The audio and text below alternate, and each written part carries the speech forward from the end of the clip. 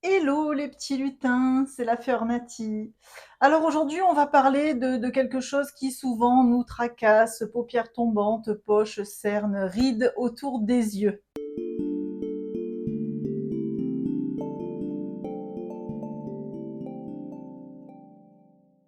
Donc pour ceux qui ne me connaissent pas, je suis Nathalie, je fais des soins énergétiques et je fais aussi du massage, notamment du drainage lymphatique Vauder pour faire circuler cette lymphe qui draine les déchets.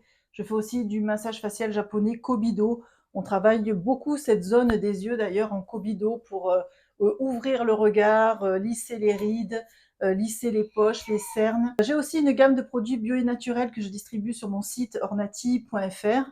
Donc vous y trouvez du bicarbonate, de l'ortie, des eaux florales, des huiles végétales, du rassoul, des savons, du shampoing. Voilà, des petites pépites que vous semblez bien apprécier. Je suis très attachée à la qualité des produits, donc des produits bruts pour s'occuper de sa peau, de l'entretien de soi, de sa peau, de la tête aux pieds. Voilà, je travaille avec des petits producteurs et surtout, j'ai une gamme de qualité avec une traçabilité impeccable et je vous remercie pour vos nombreuses commandes. Donc aujourd'hui, on va parler de cette zone-là du visage qui est souvent marquée, pas qu'avec l'âge, parce que les jeunes aussi sont touchés par des poches, par des cernes, par des rides qui commencent très tôt. Bon, les paupières tombantes, plus on avance en âge et plus on a ce phénomène-là qui se produit. Moi, la première, depuis quelques années, j'ai la paupière droite qui a tendance à tomber, mais je suis en train de bien rectifier à l'aide aujourd'hui d'automassage et de soins, là, de bien rectifier l'équilibre entre les deux. Mais voilà, on est touché par ce phénomène et de plus en plus de gens sont touchés par ces problèmes autour des yeux. Ça, c'est vraiment dû à un épuisement général de la population. Donc à quoi sont dus tous ces petits inconvénients autour des yeux? C'est souvent, c'est la plupart du temps lié aux reins, des reins et des glandes surrénales qui sont épuisées chez la plupart d'entre nous. Aujourd'hui, il faut savoir que la population entière quasiment a des glandes surrénales à plat. Donc ces glandes surrénales, elles sont au-dessus des reins, ces deux petites glandes là, et elles fabriquent des hormones hyper importantes au niveau du corps. Et quand ces hormones sont épuisées, sont déséquilibrées, eh ben ça donne un épuisement chronique, de la fatigue, des problèmes de sommeil, des problèmes hormonaux, tout un tas de problèmes comme ça. Et ces glandes et ces reins sont épuisés. Pourquoi? Ben parce qu'aujourd'hui, on est déstressé chronique. On vit beaucoup dans la peur. Les reins, la peur, se sont beaucoup liés. On est dans une société où tout est fait pour nous maintenir un peu dans le stress, dans la peur. Là, actuellement, je suis chez ma mère qui a la télé allumée toute la journée et moi qui ne la regarde plus depuis des années, qui n'écoute plus les infos, et ben j'hallucine. Ça crée vraiment, c'est très anxiogène ces informations. On n'a pas besoin de ça. Je vois, même si on est détaché de ça et que bon, on a beaucoup de recul par rapport à toutes ces informations, eh ben je vois, je sens dans mon corps que ça crée du stress, de la peur. On a peur aujourd'hui de ne pas arriver à payer ses factures, de perdre son emploi, de perdre son conjoint. On a peur d'être malade. Bref, aujourd'hui, on a peur de tout. Et tout ça épuise nos glandes surrénales, nos reins. En plus, on a souvent des dysfonctionnements. On peut fumer, on peut boire, on peut manger trop de sucre, trop de sel. Tout ça sont des excitants pour les glandes surrénales qui, sur le coup, les stimulent, les boostent, mais après, elles commencent à s'affaiblir et un beau jour, elles sont à plat. Et c'est le cas de beaucoup de gens, je ne m'exclus pas, même si je ne fonctionne pas aux excitants pour les booster, on peut être facilement à plat aujourd'hui et je vois que les gens aujourd'hui sont extrêmement fatigués. Mais ça, ce sont des reins et des glandes surrénales à plat et ça va se voir au niveau des yeux. On va avoir une circulation lymphatique, une microcirculation sanguine qui se font moins bien et ça crée des poches, ça crée des cernes, un affaissement des paupières, ce genre de choses. Les crèmes en tout genre ne vont évidemment pas résoudre grand-chose. Dans la dernière vidéo, on a parlé des crèmes qui sont souvent bourrées de silicone, de tensioactifs et autres cochonneries. Tout ce qui est issu du pétrole est extrêmement nocif pour notre peau. À terme, au fil des années, ça devient de plus en plus nocif. D'ailleurs, j'ai encore reçu un mail d'une dame qui me disait « Je ne peux plus rien mettre, ma peau est devenue très réactive autour des yeux, j'ai les yeux secs, je sais plus quoi faire. » Bref, moi, j'ai pas la solution à tout, mais ce que je peux vous dire, c'est que ces crèmes bourrées de silicone peuvent créer aussi des déséquilibres au niveau de cette zone qui est très fine est très fragile. Pour ma part, je ne mets pas de contour des yeux, j'en ai jamais mis. Je sais pas s'il faut en mettre ou pas, moi je n'en mets pas. Alors, quand je passe mon huile avec mon eau florale autour de cette zone, alors pas exactement là-dessous, j'en mets pas, mais quand je fais mes exercices d'automassage, eh ben, j'ai les doigts un petit peu gras, ça va se trouver aussi dans cette zone-là, mais en tout cas, je n'utilise pas de contour des yeux. Donc, ce que vous pouvez faire, ben, c'est déjà vous occuper de vos reins et de vos glandes surrénales. Alors, il y a du travail à faire, hein. Il y a vraiment un gros travail à faire de ce côté-là, parce que ça demande eh ben, des plantes, du repos, de prendre soin de soi. C'est toujours la même soupe, hein, c'est toujours la même soupe. Si vous ne prenez pas soin de vous, si vous ne marchez qu'aux excitants, si vous ne faites pas attention à votre alimentation, si vous ne buvez pas assez, le manque d'eau, la déshydratation interne, hein, provoque aussi beaucoup de désagréments au niveau de l'œil. Donc si vous ne prenez pas soin de vous, eh bien personne ne va le faire à votre place. Si vous êtes à plat, à un moment donné, il va falloir que vous vous preniez en main, que vous vous occupiez de vous, que vous fassiez du nettoyage des organes, que vous vous occupiez de faire circuler votre lymphe, que vous vous reposiez, que vous ayez un bon sommeil, que vous essayiez de lutter contre le stress. Alors oui, ça fait beaucoup, mais en même temps, si on s'en occupe pas, ben aujourd'hui, ça fait des humains qui se dégradent de plus en plus tôt, des santé qui se dégradent de plus en plus tôt, et c'est pas ce qu'on veut. Donc, je vous encourage à prendre soin de vous, et pour chouchouter ces reins, ben, il va falloir faire les détoxifier, prendre des plantes bonnes pour les reins, vous reposer, lutter contre ce stress, c'est vraiment terrible, et surtout bien vous hydrater. Dans ma gamme, j'ai de l'ortie, hein, pour ceux qui le savent, et moi cette ortie, je la consomme depuis de nombreuses années, et je pense qu'elle maintient quand même mes reins en bonne santé. J'ai l'impression que tout fonctionne pas trop mal de ce côté-là. J'ai pas l'impression d'être hyper marquée là-dessous. Voilà, sachez qu'une des indications de l'ortie, c'est la santé des reins, la santé rénale et urinaire. Et elle va aussi booster les glandes surrénales, mais pas de façon artificielle comme peuvent le faire le café, le sel, enfin un petit peu des poisons, le sucre, le thé noir, les choses comme ça. L'ortie est une belle plante pour les reins et les glandes surrénales. C'est vraiment une plante à intégrer un petit peu dans votre routine de soins, hein, parce que vraiment, pour cette zone-là, en tout cas, elle est vraiment bien, elle est bonne aussi pour toutes les cystites, tous ces problèmes-là, les calculs, voilà. Donc si vous avez des reins un peu faibles, si vous savez que vous avez les reins faibles, n'hésitez pas à prendre de l'ortie, je vous la recommande. Bon, elle est déconseillée aux gens qui ont des insuffisances rénales ou aux personnes qui ont trop de fer, mais je pense que ces gens-là savent ce qu'il ne faut pas prendre. En tout cas, l'ortie est bonne pour vos reins, sachez-le. Donc moi je prends l'ortie depuis plus de 10 ans, hein. L'ortie fait partie de ma vie, ça je le répète assez régulièrement. C'est une plante qui peut vous aider. Ensuite, qu'est-ce que je voulais vous dire? Donc ça, c'est prendre soin de vos reins, c'est prendre soin de votre santé globale, j'allais dire, vraiment, bien vous hydrater. Et ensuite, localement, il y a quand même des choses à faire. De plus en plus, moi, je suis partie sur l'auto-drainage du visage. Et je m'aperçois que les Américains, ils sont assez branchés dans ces nouvelles techniques anti-âge. Et je suis contente parce que c'est enfin nous qui reprenons notre pouvoir sur notre santé et notre beauté.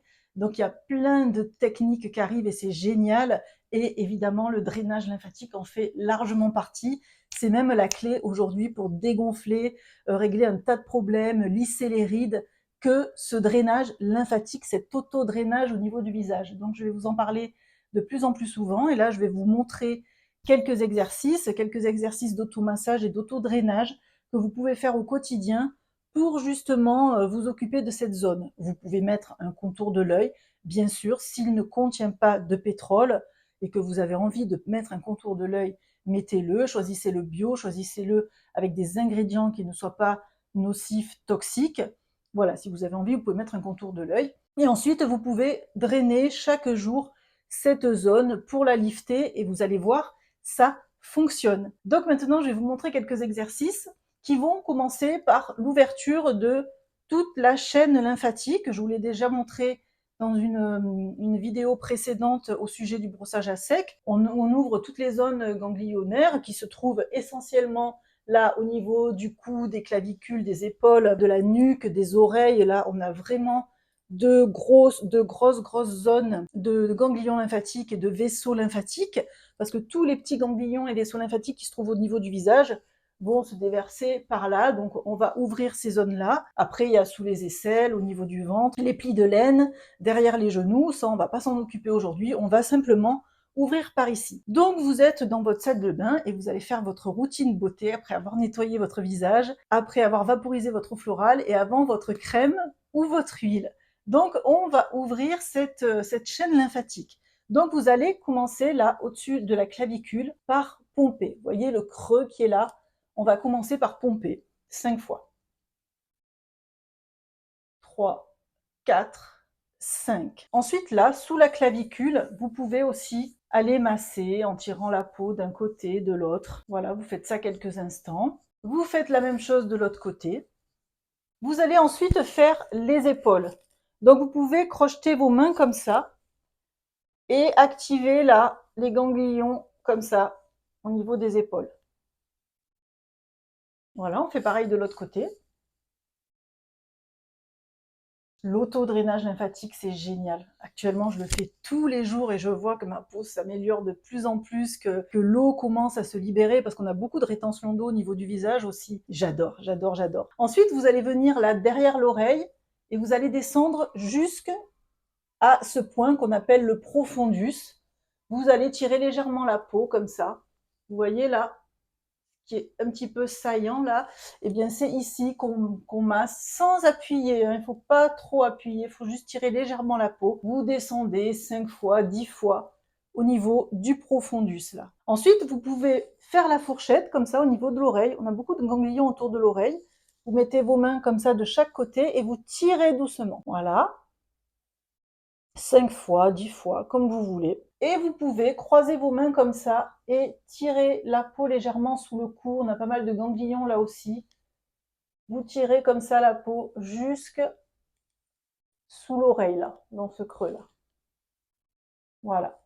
Et vous pouvez redescendre ensuite jusque dans le point terminus. Voilà. Et là, vous avez bien activé votre système lymphatique. Donc tous les exercices que vous allez faire derrière de drainage et d'automassage vont être largement plus efficaces parce que les déchets vont être bien nettoyés. Ils vont pas se déverser dans une poubelle pleine, si vous voulez. On a vidé les poubelles en amont. Donc ce que vous pouvez faire pour cette zone-là, vous allez appuyer là 5 fois au creux ici de chaque côté du nez, comme ça, vous appuyez 5 fois. Doucement, hein, pas besoin d'appuyer très fort. Et ensuite, on va essayer de désengorger là, toute cette zone là, sous l'œil, qui souvent peut être gonflée. Justement, là, la lymphe a du mal à circuler.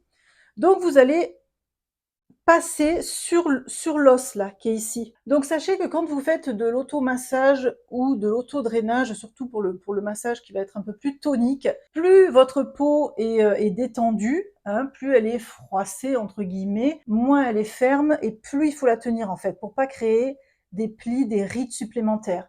Donc quand vous faites un automassage, tenez toujours votre peau. Par exemple, si vous massez votre joue, tirez votre peau et vous pouvez masser comme ça, par exemple. Vous voyez, on masse toujours soit à l'extérieur, soit en hauteur. On ne va jamais masser vers le bas, par exemple. Vous voyez, donc tenez toujours votre peau. Donc là, avec l'intérieur de votre main, vous allez venir là, tenir votre peau et avec la pulpe du pouce, au niveau de l'os, vous lissez comme ça. Pas directement sous l'œil, là où la peau est très fine, sur l'os, là.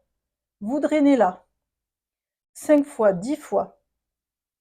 Ensuite, vous pouvez crocheter votre index comme ça. Et au niveau de la joue, là, vous descendez comme ça.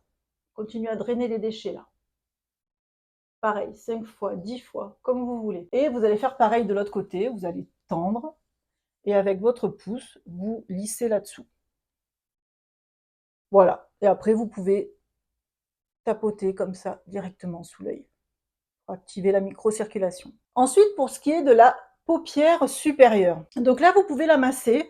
Donc vous allez prendre le bras opposé à l'œil, passer par-dessus la tête comme ça, et tout en tenant la peau, vous pouvez lifter comme ça la paupière vers le haut. Donc c'est mieux si la peau est un petit peu grasse pour faire ça, hein. Ne faites pas du massage sur une peau sèche. On fait plutôt sur la peau un petit peu grasse, pour pas justement froisser les tissus. Voilà, vous massez comme ça. Là, j'y vais pas trop fort parce que j'ai pas de corps gras sur la peau. Donc vous massez comme ça, et ensuite, avec tous vos doigts, vous lissez comme ça jusqu'aux cheveux.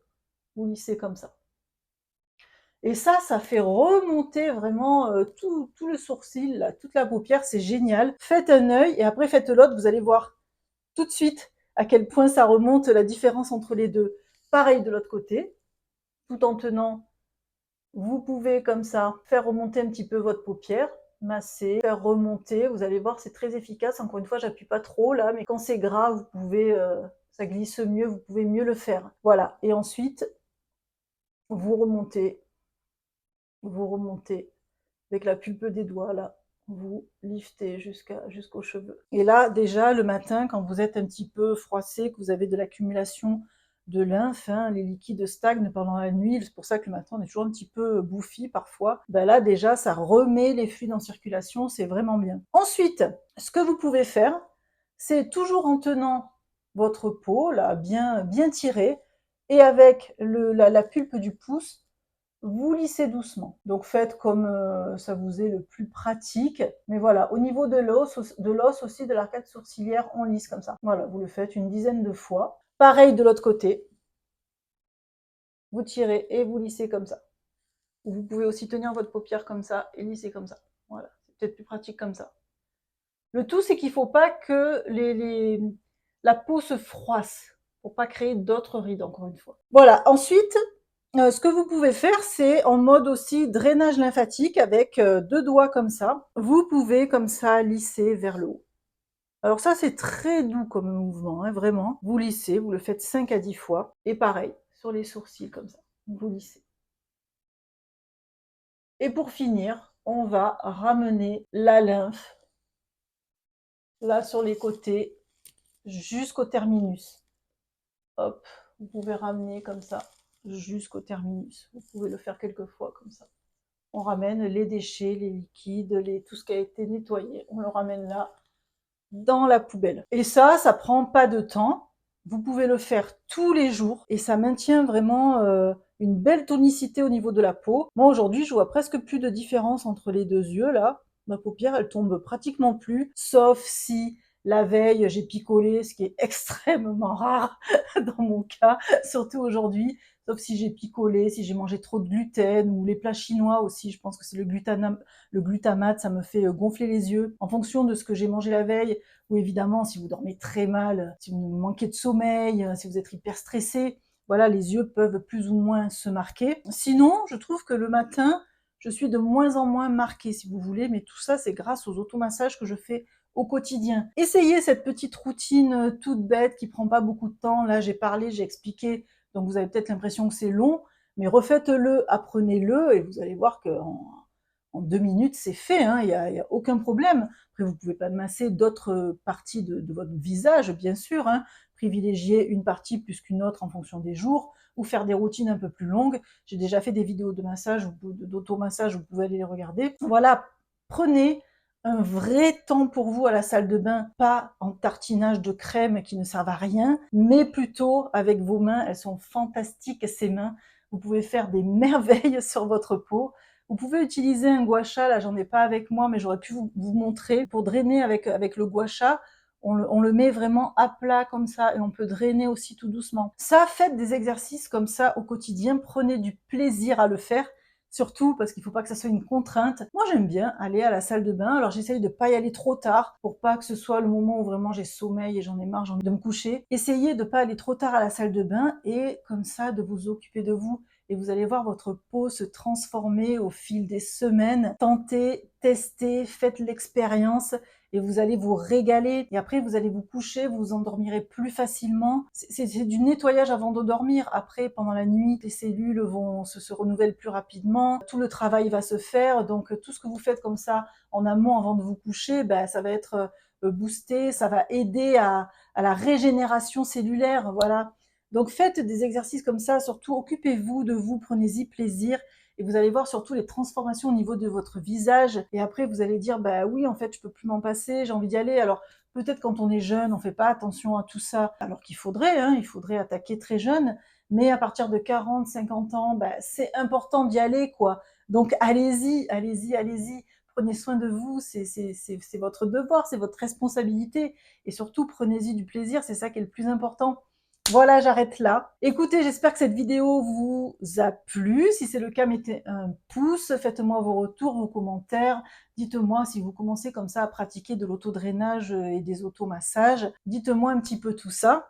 Faites-moi vos retours, j'aime bien nos échanges. Si vous avez aimé, mettez un pouce, partagez, et puis on se dit à la prochaine. À très vite, mes petits lutins.